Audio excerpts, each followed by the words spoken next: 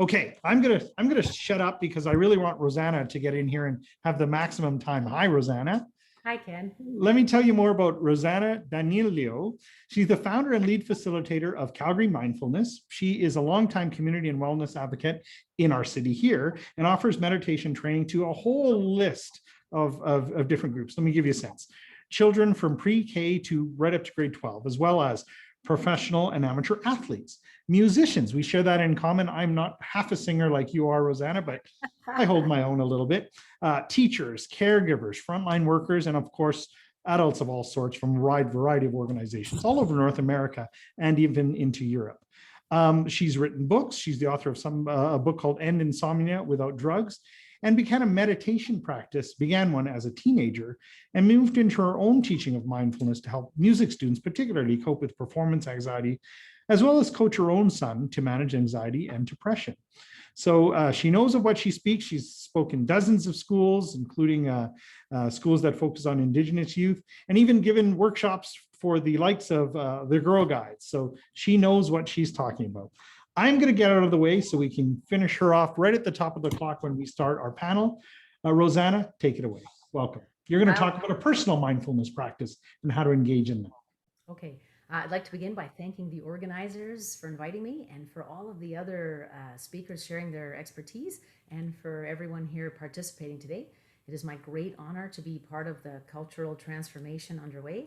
And also I'd like to honor this territory of the Blackfoot Confederacy and the Métis as an act of reconciliation and gratitude.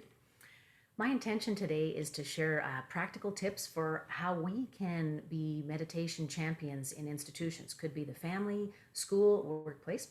And so I'll just ask for the wisdom to, make this short, clear, and helpful to everyone here. This makes up the bulk of my work in this field, is actually teaching beginners how to meditate. I have a question. When do I get in the hut? I'll check in with Ken after on that one. Now, as meditation champions, we want real traction so that we can guide a long-term and profound cultural transformation, a mindful approach to family, to school, to work life. So, that this is more than a superficial fad that doesn't stick. Heartfulness, compassion, wisdom, patience, self-awareness. In transforming all of our cultural institutions with mindfulness, we're in fact nourishing the divine male aspect. And so I did have some, sitting down with some fellow musicians, and they're like, yeah, we feel, as guys, we're not sure how to behave anymore because we can't do macho this or that. This is how to behave. This is the way forward, how to demonstrate, masculine power. It's through manifesting these qualities as leaders in institutions. So that's just my 2 cents when I was thinking about this question I'd had recently. So let me get on to my next slide here. Oops.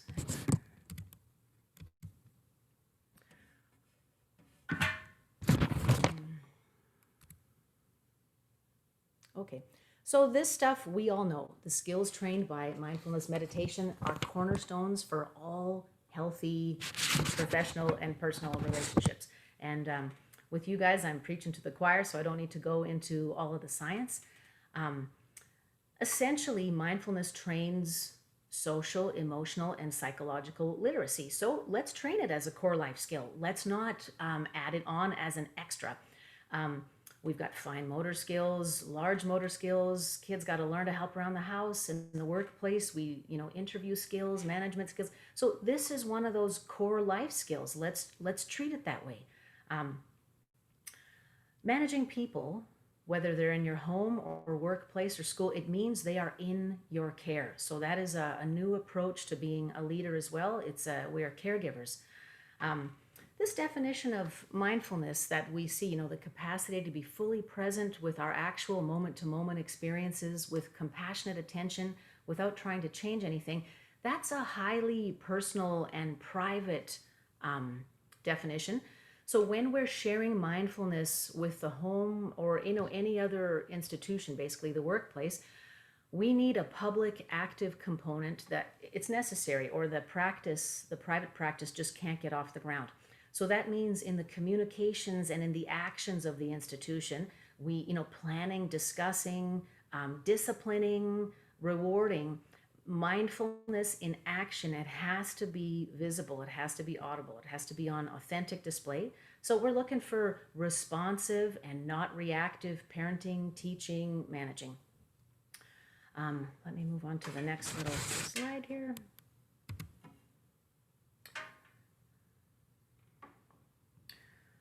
So mindful parenting, teaching, and managing. This is a fundamental relationship skill.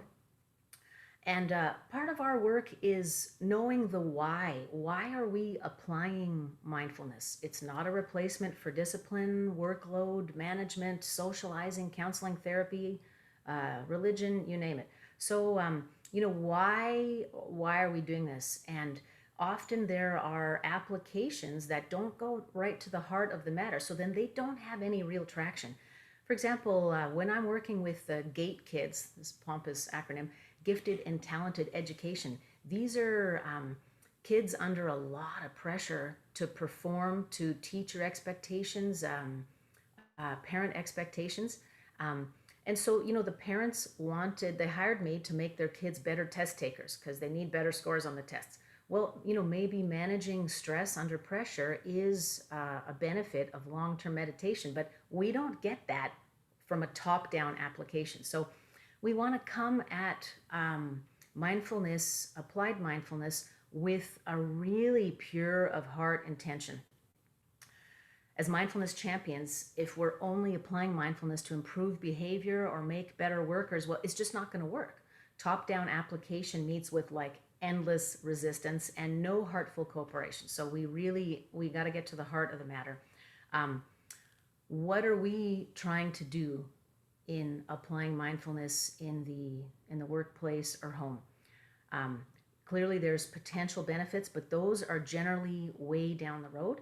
And so, if we come at this heartfully, what that means is today, more parents, more teachers, more managers simply value work-life balance. They value the investment in the children, the real attention that we can pay, or to your staff, because they're in our care. Let me just see if I should move on to the next one. So, we're looking to nurture healthy, well-adjusted humans, workplaces, families. We want to cultivate healthy, long-term relationships. And the most precious thing we can give to those in our care is the gift of our full presence, our full attention. So what does that mean when we're applying it in action in the family or the workplace? Basically, it's moment-to-moment, open-hearted, non-judgmental, as much as we can, attention so that we can be more responsive and less reactive. These are absolutely fundamental leadership skills. And a mindful environment marks a true investment in this long-term relationship in the healthy psychological, emotional, and social development of ourselves and those within our care. So that is a radically heartful and community-minded approach to institutions. It represents a huge transformation of the way things have been. We want those in our care to be healthy and resilient because that's how we can all give our highest and best to self and community. So this, for this radical worldview to permeate the deep thought of our institutions, you can see how it's such a transformation. There is bound to be endless resistance. So, buckle in for the long ride and bring your sense of humor. Let me move on to next slide. All right.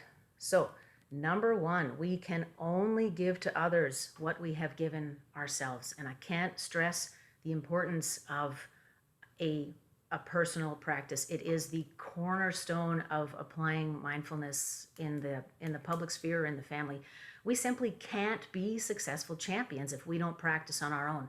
And number one is because people can smell top-down BS, especially kids.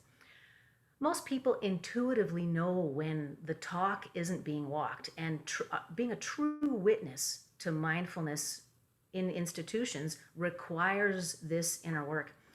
I recalled when I trained to become a meditation instructor, I thought, I'm going to learn all the stuff about the brain, all the stuff that people were talking about today. And the first thing we did was sit for 5 days in silent meditation. No eye contact, no writing, no cell phones, no books, no nothing. And so that's where that began. And now I understand why. Without the personal practice, it's not just about being authentic like a method actor. A mindful life is the opposite of being in flight fight, and it is constant work. It is constant repetition because that's where we are by default. Without our own practice, we just don't have the skills to succeed as a champion. We need regular private practice and also active practice, like little triggers that I'll mention later. So this acronym here, everyone probably knows already. We need to cultivate the ability to stop. So that is to, S stands for stop, T is take a breath, the O is observe, and the P is proceed with self-respect because you have made a mindful response to a situation. So, we have to train ourselves to do that, to show that to others. And the more you teach, the more you will be challenged, and you must be humble to respond skillfully. Let me talk through some of the other points on this slide. Acknowledge and accept imperfection. So I have taught literally thousands of people, and the suffering created by perfectionism is basically is universal. The root cause is because we feel unworthy of love. And so if we can do this or that perfectly, then we'll finally be worthy of love. So for whatever untruths we've been telling ourselves or hearing for decades, that's how that manifests. It's in children too. In our first workshop yesterday, Noriko spoke about the poles of isolation and common humanity. And, everyone makes mistakes. So let's greet the mistakes with kindness, appropriate consequences, but without diminishing someone's essential worth. If we're receiving criticism, practice taking the wisdom and leaving behind the shame and blame. So this is accepting our own imperfection is truly acknowledging our common humanity. It is such a way for leaders to reach other people in an organization. Honor the sovereignty of people within our care. Basically, the people we're responsible for, they're more than agents who serve our purpose and execute our will. So if you'll note the complexity of our own internal dialogue and the relentlessness of it, our own struggle for worth, for purpose, for achievement, let's honor that that's happening within all of us, young and old, low and high, on every totem pole, all day long. So acknowledging and honoring the sovereignty of the people around us is critical for treating others with compassion as we want to be treated. Moving on. All right, so after step one for sharing mindfulness practice institutionally is cultivating a personal practice, and that is no small feat. Lots about that. But let's get on to the other stuff here. We want to be able to adapt mindfulness to the needs of our family and team. And I'm just going to speak briefly on each of these points here. We've got personal practice, so I'll talk a little bit about each of these things. I give lots of workshops to organizations, companies, and my first question when I'm trying to structure things is, tell me about you. What's it like to work for you? What's it like to be part of your group? What do your Girl Guides talk about when they think you're not listening? What do you need? What seeds are you hoping to plant from this workshop? What dynamic within your own family are you looking to improve? So in customizing mindfulness to our institutions, the language, the exercises, the structure, it has to be tailored to secure the buy-in of the participants. For a family, keep seated practices short. Focus on one easier anchor for the first several practices, like sound or gratitude or loving kindness. If you've got teens, they are ready and willing to mock every sacred cow. So your mindfulness practice at home has got to be in doses that can secure success. If you have active meditations at home, you can do it with one anchor like sound or smell. For example, a 30-second silence while taking a walk or before eating. With time, you can offer more difficult anchors and longer practices. For example, for a practice that observes thoughts and emotions, use this to introduce a talking circle where, maybe members of your family can open up. And if we adults are open, children may not open up right away, but it plants an important seed for something that will grow later on. Even if they don't open up right away, they see that you're willing to take risks and be vulnerable. They're learning very important human skills. So how does that apply, adaptation? How does that apply in a formal workplace? Well, high performance achievement language and visualizations for improving conflict management and stress management. That's going to secure way more traction than meditations about like color and energy. So, whether it's for Girl Guides or hockey players, bank executives, or the RCMP, tailor the language and the practices to promote the organization's values and goals. Creativity, fearless collaboration, stress reduction, a growth mindset, mental health and wellness, innovation, respect for tradition, public service, and so on. So lots of different values can really tailor the work to make it effective and meaningful for your team. Active meditations are really important for busy people who say, I just don't have time for this. So, when you're riding the elevator, count your blessings, right? Or when you're driving your car, commit to being in the present moment and, not giving into road rage. And if you do, back off, take a few deep breaths and continue. While you're washing the dishes, same thing. You can keep your mind focused on the movement of your hands. So picking active meditations is a great way to get resistors who say they don't have enough time to start some kind of practice, because at least they're not wasting time if they do something else.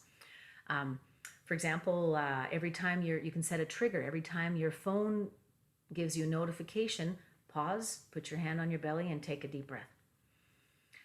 In the organizational setting, and of course in the family, reminders from leaders are really, really important. So group intentions and challenges that are initiated and shared by leadership, where leaders can be open and vulnerable about their own attempts and failures, really, really helpful. Another question I get is what meditation's best? Well, it's the kind you actually practice consistently. That's the best one. We must have regularity and consistency. So tailor it to your background, culture, faith. All humans through time have some version of contemplative practice. Make it work for you. For example, meditations upon scripture and its application to our lives are very helpful for faith groups. Loving kindness meditation, where we visualize receiving the unconditional love of God, is also an excellent meditation. Let's move on to my next slide. I'll just cover a few more of these points. So this is for adapting. It has to fit the organization, or we just can't get the traction. So I've spoke before a little bit about like personal private practice and then public active practice. So to get mindfulness traction in an institution, we must have both. The personal private opportunity to practice, and also this public practice that's endorsed by leaders. So, making your kids sit still for 5 minutes breathing. If you stress them out in other ways, like with inappropriate conduct or anger management, substance abuse, this reveals incongruence in the heart, body, and mind, and it just will backfire. It undermines us as mindfulness champions. As parents, number one is being fully present for our children and not distracted by, stress or phones. And a close second is managing our tempers and applying and enforcing appropriate consequences while keeping it cool. So, we try, we fail, we try again, we apologize and ask for forgiveness and try again, right? Other public practices for the family are, rituals you can implement at home, like talking circles that I'd mentioned, where participants identify our blessings, our worries, and so on, and homework assignments for the next talking circle. So next circle, each person reports in on their experiences without judgment. Outside of the family, for private personal practice, workplaces can offer a private meditation space like the hut. Yay, that's a great idea. So here people can retreat for a few moments of silent practice. A guided practice by internal or external champions is really important as well. So if you can bring in someone to do workshops, or have an internal champion to actually lead a guided practice, if not every week, if that's too much, every other week would be the minimum that you want to do it. Other public practices and rituals would be, practice not interrupting each other. Start with short exercises that you can do in the workplace. Um, Let me think of some others here. Commit to single tasking, maybe just for a certain period each day. So notice when you're compelled to answer the phone, do paperwork, and talk to your boss. Notice something like that and pick one thing to work on. Um, Perhaps start meetings with a 30-second period of silence and follow that with a statement of intention. Today we'll review the budget, respecting how strongly we feel about our various priorities and knowing we're going to do our highest and best to reach compromise. So those are small things that managers can do to demonstrate heartful commitment, and they're really, really important. I can't stress how important it is for leaders to share their trials and errors um, as as the container for manifesting and channeling the true interdependence of a team, even of a large company. It's really, really helpful. And gosh, I know I'm talking quickly, but I want to keep on time here. Um, let's see what other points I have here. Yeah, we need a sense of humor about this work. So here's my keep it playful slide. Um, let's see here. Do I have any other notes to cover? Lots of ways to document and share. So in the family, collect progress reports from people. Is this working? What do you want to try? Get input. The more input you get from team members, so it's not applied top down, the more opportunity you provide team members to lead a practice, the more buy-in there is. At the institutional level, like in the workplace, survey monkey. So lots of surveys about was this helpful? Which workshop did you like better? How did you feel after this? All of this data is very important to management in prioritizing funds for mental wellness in the workplace. So the more you can provide and document the successes, because there is not failure with this. It is such an important cultural shift. It doesn't fail unless the institutional support is not there. So you will have lots of excellent documentation. And finally, keep it fun, because if this is just something else on everyone's to-do list, forget about it. There's no buy-in. So, keep your sense of humor about it, and be compassionate to others when they are resisting. Identify our own resistance. Maybe it's a fear of not promoting a certain company value in this way, and so you can't secure budgeting. So just be open to our own resistance, and definitely open about trial and error, like your successes and failures in mindfulness practice. So for me personally, a very important mindfulness practice is road rage and driving. So, while I'm driving, I am consciously aware of being a member of this community. We all share this space, and I am actively committed to not getting angry at other drivers who I feel don't share this perspective, that I want everyone to understand that we share the road, so don't be a hog. So, my job driving is to not be the thought police about other drivers. I'm, stay in my own space and respect the decisions of others without taking that personally. So that's an example of an active meditation that even after decades of this work, I'm still doing every day. And that's a long-standing joke with my kids and I. And I think that is it. I'm just going to get over to my last slide. So visit Calgary Mindfulness for zillions of meditation podcasts and videos. You can contact me anytime for help, discussion. I got a free weekly community meditation. We moved online, alas, during the pandemic. We were meeting in Fish Creek or down in one of the South Parks weekly before that. So we'll pick that up again probably this summer. We'll do, at least a couple a month outside, and definitely play it by ear if we have to go back online. But we will meet weekly, and it's free. It's a short, excellent way to develop your own personal practice, to have a regular commitment to attend, and also family friendly if you're interested in sharing with your own family. And I guess that is it. Thank you so much for listening to me today, and I look forward to your questions.